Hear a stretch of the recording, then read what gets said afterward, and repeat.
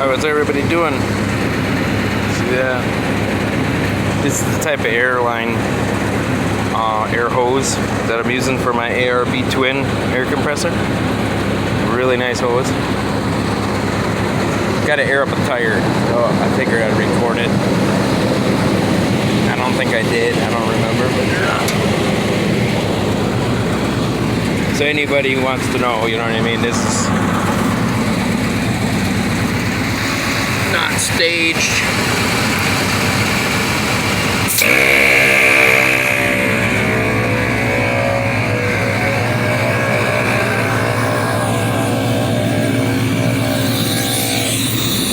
See that end?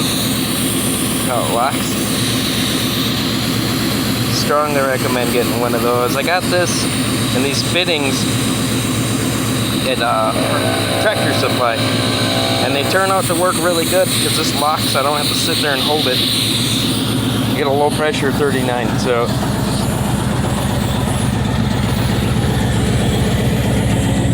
little bit of rock rash.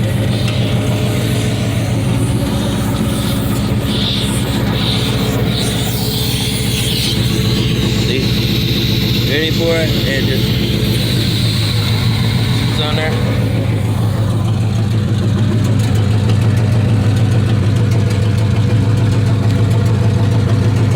I don't know how well you can see it.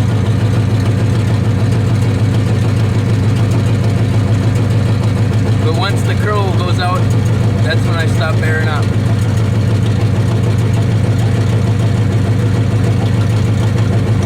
These are 39-inch bias plies. IROX. Fucking straight slicks.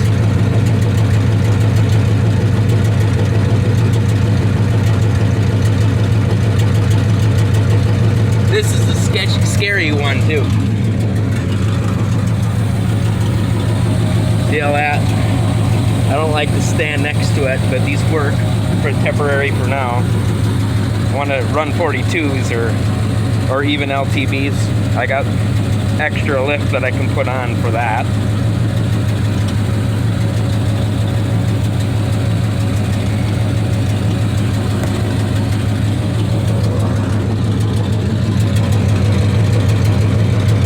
Looks like it's not curling anymore.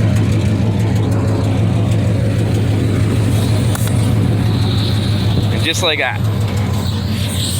It'd go up even further if I had an auxiliary air tank connected to that. I'd be able to run air tools. Strongly recommend that ARB air compressor. For the amount of money you're gonna pay for it, it works, but just don't use it. You have to change it. You have to, let's just put it this way.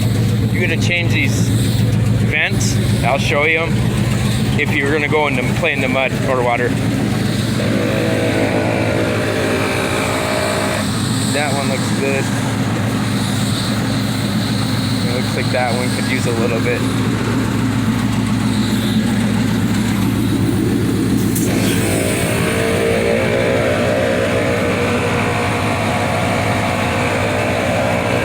So anyway.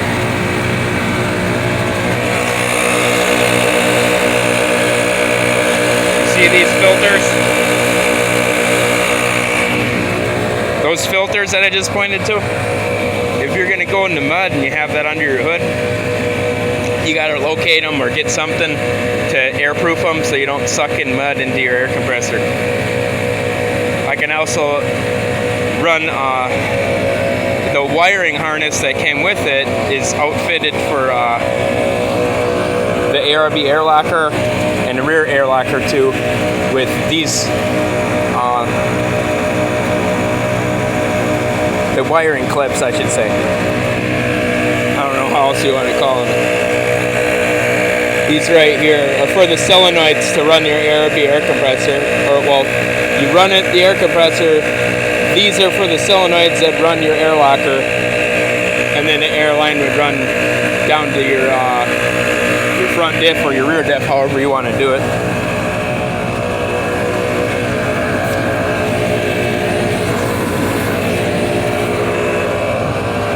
But let me turn this thing on.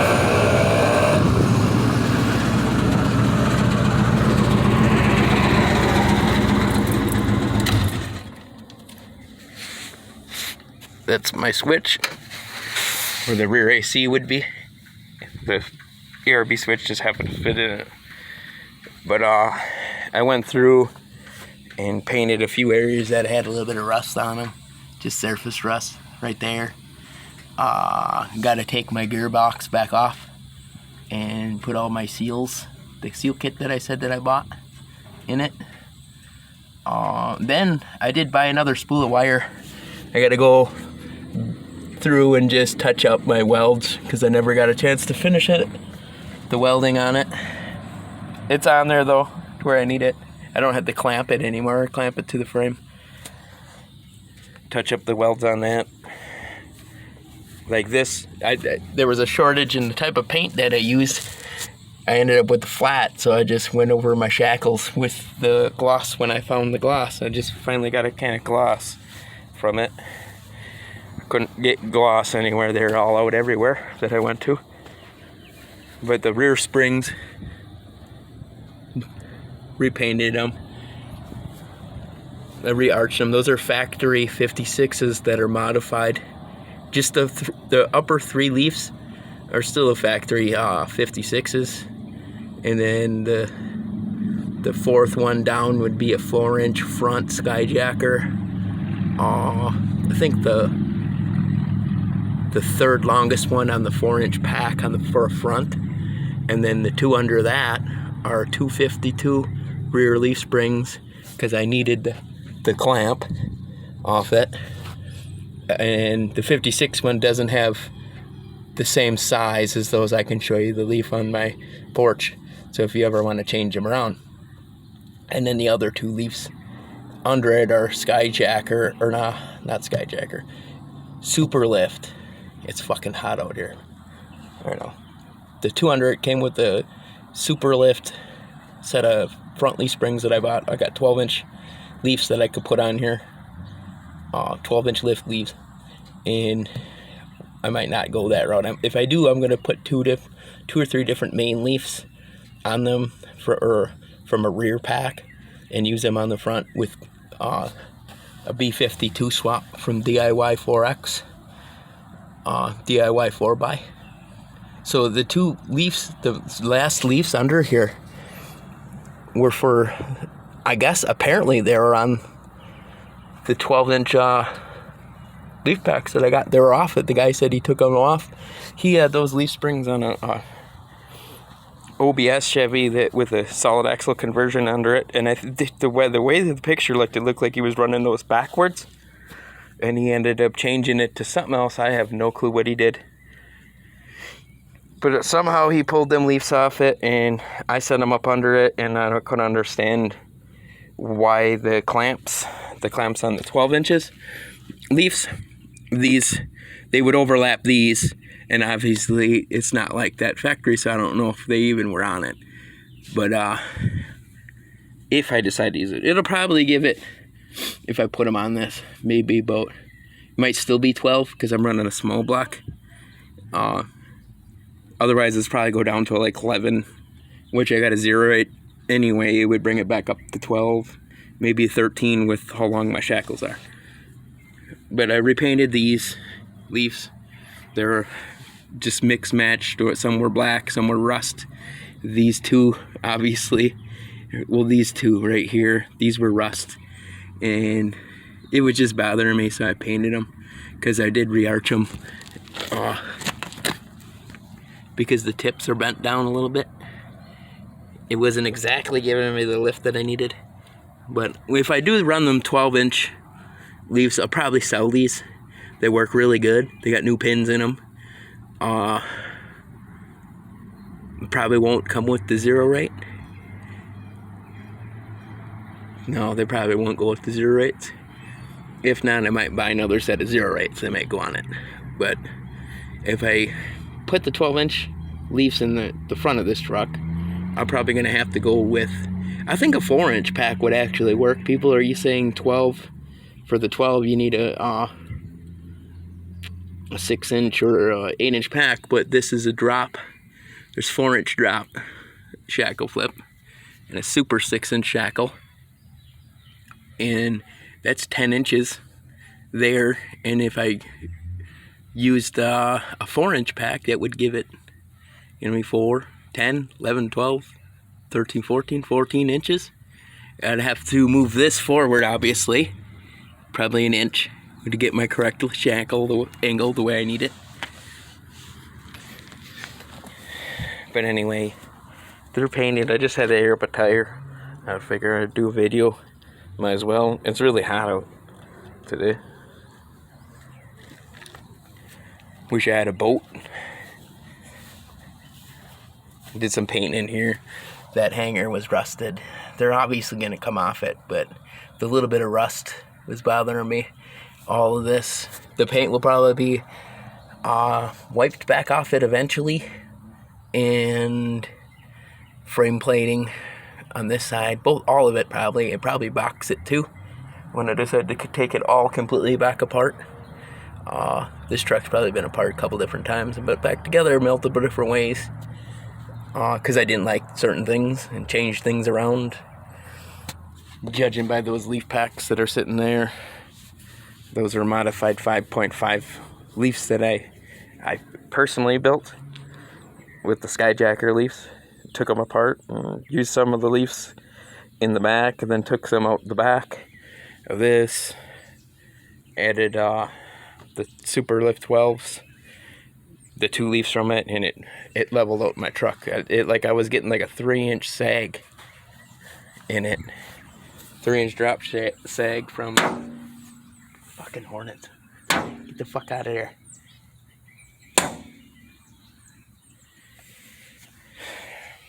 I was getting like a 4 to 3 inch drop from here to there. And that was like almost 50 inches down to my hub. Well, actually to the ground up to that fender. And I wanted this to be squared up with that. So I modified these factory leaf packs. And these are 56s. So if I do, well, maybe I'll get rid of them 12-inch leaf springs and run rear, maybe possibly 6-inch leaves for 52-inch leaves in the front.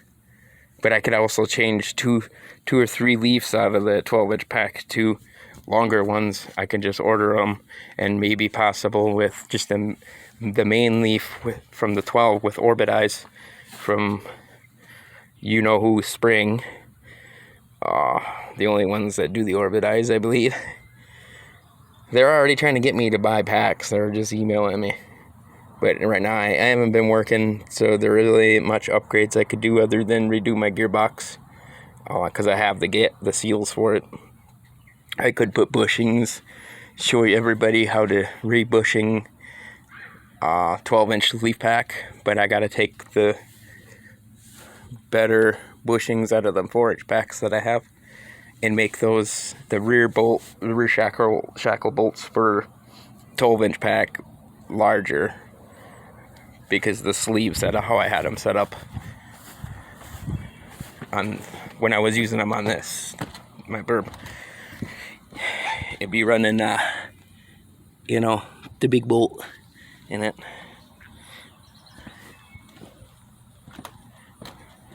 But anyway, ARB air compressor, strongly recommend. It was a lifesaver,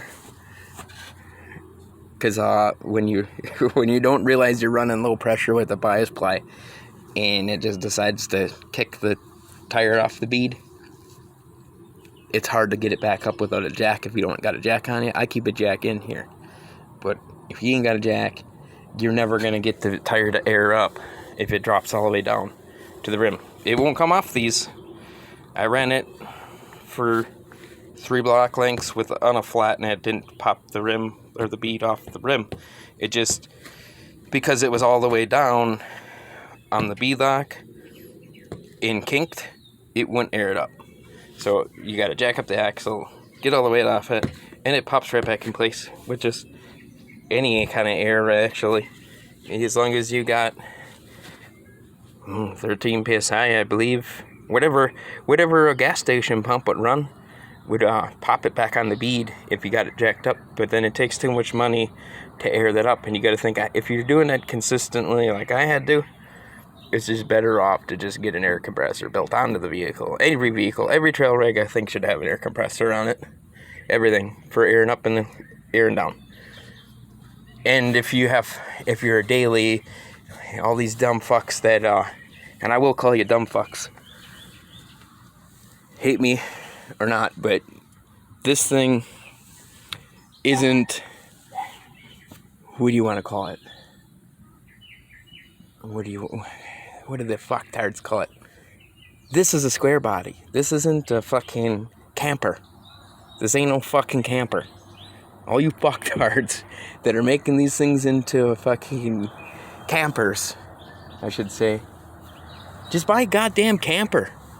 Quit being a pussy. Use it for its purpose.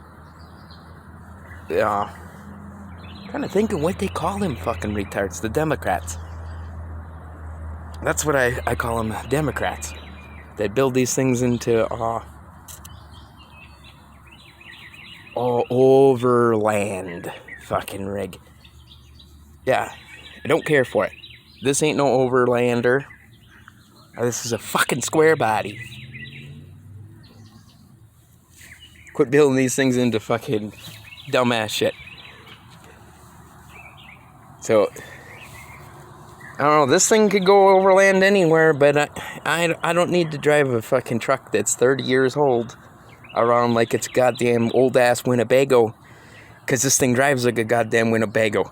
So I don't drive this thing on the road unless I necessarily have to, okay? It sips fucking 93 fuel like no tomorrow on it. There's no need to.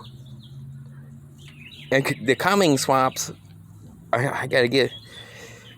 If you're doing a Cumming swap on a truck like this, make sure that you take into account how heavy that Cummings actually is, because it's 1,000 pounds. A big box like 500, almost 800 pounds.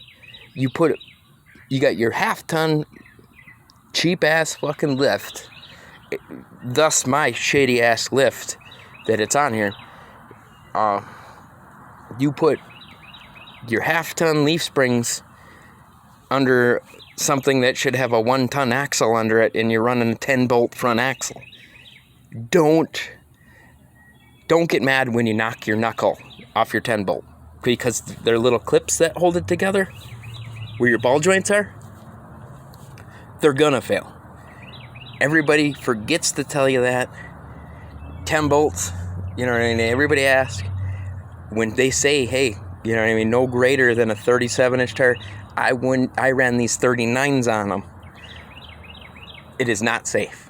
Them clips for the bottom ball joint could pop out at any goddamn time. They're only pushed into place. My king bends are bolted into place. My upper king bend is threaded down onto the knuckle. So if you understand, and it's 4 bolts holding it together instead of a rod end. Just like a ball joint. This will slip that. The little clip that'll hold it under there pops out. So if you got the means to do it, square body, all of you guys that are selling your $100,000 cheap trucks that you bought your rough country lift for, 4-inch, go out and spend some money, buy some better parts, name brand parts. I ain't saying nothing I got is special, but goddamn, these trucks aren't worth no 100 fucking K, and I don't care how bad the economy is and how old they are. These things were sold dime a dozen. The only thing that I'd say that is worth something, and I'm not a Ford guy, is like a Ford Highboy in original condition with its factory paint, immaculate stock axles, and its factory lift that was on it. These trucks, these things were sold in abundance. You know what I mean? It ain't worth no 100K, no 50K, no 30K, no, not even. I can understand maybe a crew cab, the 84s, when they had the fuel tank issues on the outside of the frame, those being a little bit extra, or maybe the one and only Suburban. Let's talk about this. It would look like this one, and you see you guys trying to sell these things for billions of dollars. The only square body that would be worth it, and they're very hard to find and in very rough condition, it's called a Dux Unlimited. Dux Unlimited Spurb. So, Burbs. Usually they got rocker rot. These are gone. It's just the places they were sold at, and there were very few of them sold. So if you can understand that, it's kind of something that just irritates me. I know I'm going on a rant, but you really got to consider and think, go back on what you're trying to sell. Then again, some of these lifted trucks look okay with their flashy paint. I'll give you that. But then again, I see lift blocks, 4 to 3 inch lift blocks on some of these marketplace trucks, lifting the front of the truck. Even with arched leaf springs under it that are leaf springs. Why? Because you can't afford leaf springs? They're fucking dirt cheap. Leaf springs, a 6-inch leaf spring, you can find them, Google it, for like no more than $250 or less for 6-inch to 4-inch. And that's what you guys are putting on your trucks because you're scared. You're making your mall crawler. My leaf springs, the 12-inch packs that I bought, there ain't nothing wrong with them. They just need bushings. And those things are sold for no more than $350 for set. I got mine for $150. I got these leaf springs on a 10-bolt trade. These are 8-inch right here. Well, it's complete 8-inch lift. Those are 6-inch actually. These tires, I bought the rims for $400. And these ain't no cheap ass. They might have their rock rash on them, but they ain't cheap ass rims. I don't know. A square body shouldn't have any rim greater 18 and greater on it. It should have a 17 down to a 15 wheel. That's how they look better like that. A lot of people that realize that went back to the smaller wheel. There's very few of us. I don't know. But anyway, just going on a rant. It's very hot. Thanks for viewing. Leave me a comment. Tell me fucking how you feel. I don't care. Hurt my feelings. You know what I mean? It's for the better. Like, subscribe, share. You know what I mean? Tell me what you think about my fucking shit box. Everybody have a good day.